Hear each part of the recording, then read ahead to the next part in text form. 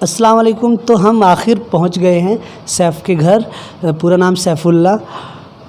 हम रात भर सोचते रहे सैफ़ भाई कि हम क्या क्या सवाल करेंगे, और दिन भर अभी जब हम आ रहे थे रास्ते में भी तो क्या क्या सोचा कि क्या पहला सवाल करें।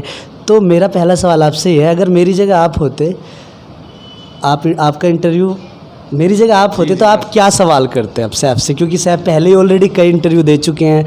और तो क्या क्या पूछा जाए अब आपसे, पहला सवाल क्या करते?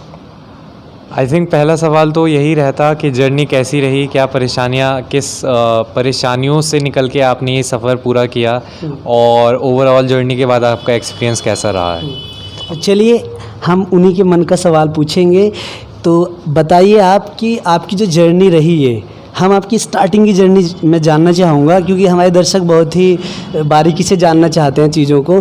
बिल्कुल स्टार्टिंग से जो आपका 5th क्लास वाला जो दौर था, उससे रिलेटेड आपका एक्सपीरियंस बताइए। क्या आपके गार्जियंस ने बचपन में आईएएस के सपने देखे थे क्या, या आईएएस के साथ फ़ोटो खिंचाना इस तरह कुछ था क्या, या इस तरह कुछ भी नहीं था? जो भी था एक्सपीरियंस आपका स्टार्टिंग से, मैं चाहूँगा स्टार्टिंग से बताइए। बचपन से मैं बहुत हमेशा मैं कहूँगा एक एवरेज स्टूडेंट रहा हूँ, जो ना कभी आगे स्टेज पे आके बोलता था, हमेशा पीछे रहने वाला, भीड़ में रहने वाला हमेशा रहता था। बट आँखों में एक सपना तो होता है, तो आँखों में एक सपना था। जो मेरे फादर थे पहले उन्होंने सपना दिखाया था, और वो मेरे सपना आँखों में रह गया था कि एक आईएएस ऑफिसर बनना है। तो एवरेज। ये पापा ने किस उम्र में आपको ये सपना दिखाया? बहुत छोटी उम्र से वैसे तो बोला था, बट मुझे लगता है 8th या 10th के बीच में बहुत स्ट्रांगली उन्होंने ये चीज़ बोली कि तुम आईएएस अगर तुम चाहते हो, अगर तुम्हारा इंटरेस्ट है तो तुम इस फील्ड में जाओ। तो बट ये चीज़ बहुत पहले से हमेशा से माइंड में थी, फैमिली में सभी लोगों के, कि मुझे सिविल सर्विसेज एग्ज़ाम में ज़रूर बैठना है। तो एक एवरेज स्टूडेंट तो था मैं हमेशा। उसके बाद मेरे स्कूल चेंज हुए, 6th क्लास में मैं अपने बाल विद्या मंदिर में आया। उससे पहले कहाँ पढ़े थे? 5th कहाँ से? उससे पहले मैंने 1st to 5th saint Abdul public school, जो संभल में आईसीएसई बोर्ड वाला स्कूल है, तो वहाँ से मैंने 5th क्लास किया था।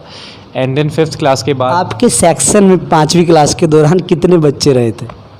मुझे लगता है याद रहा हो कितने बच्चे थे तकरीबन? 30 से 40 के बीच में बच्चे रहे होंगे मेरे साथी जो थे। तो आपकी पोजीशन उनमें, एक रफली पूछ रहे हैं कि कहाँ रहती थी? मे बी टॉप 10 या 20 में होता था। मैं जैसे बता रहा हूँ आपको, हमेशा से एवरेज था। मैं बहुत ज़्यादा अच्छा भी नहीं था, बहुत ज़्यादा ख़राब भी नहीं था, बट मैं कभी पढ़ाई को या एकेडमिक्स को इतना सीरियसली परस्यू नहीं करता था। मैं थोड़ा कम पढ़ता था, बट कम पढ़ने में भी मेरा काम हो जाता था। ट्यूशन जाते थे? ट्यूशन मैं एज सच नहीं लेता था। मैं ज़्यादा सेल्फ स्टडी पे मेरा हमेशा से फोकस रहा है बचपन से ही, कि सेल्फ स्टडी।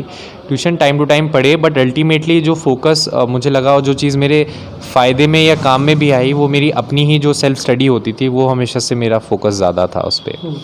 तो उसके बाद मैं बाल विद्या में आया। फिर बाल विद्या में रहकर भी मेरा वही टिमिडनेस या जो एवरेज स्टूडेंट था वो छवि नहीं गई, और वहाँ पर भी मैं उसी तरह से परफॉर्म करता था। May be last moment exam में पढ़ के पास हो जाना, इससे ज़्यादा कभी नहीं सोचता था। तो इसके बाद मैं 9th क्लास में जामिया मिलिया इस्लामिया में मैंने स्कूलिंग के लिए गया, दिल्ली में। एंट्रेंस दिया या फाइनली हो गया? वहाँ पर भी ऐसा था कि मेरे भाई को एंट्रेंस देना था 11th में, तो उसी के साथ मेरे घर वालों ने बोला तुम भी दे देना।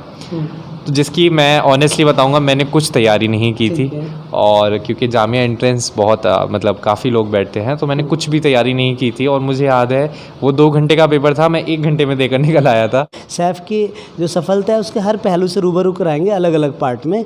तो आपने जावेदीन क्लिक देख रहे थे, आप सब्सक्राइब कर लीजिए। अगर आप आगे के वीडियोस देखना चाहते हैं, उसका नोटिफिकेशन चाहते हैं आपको मिले, तो सब्सक्राइब कर लीजिए। कमेंट करके बताइए कि अभी तक की बातचीत में आपको क्या फ़ायदा नज़र आया, अपने लिए क्या गाइडेंस दिखाई दी। तो देखते रहिए जावेदीन क्लिक।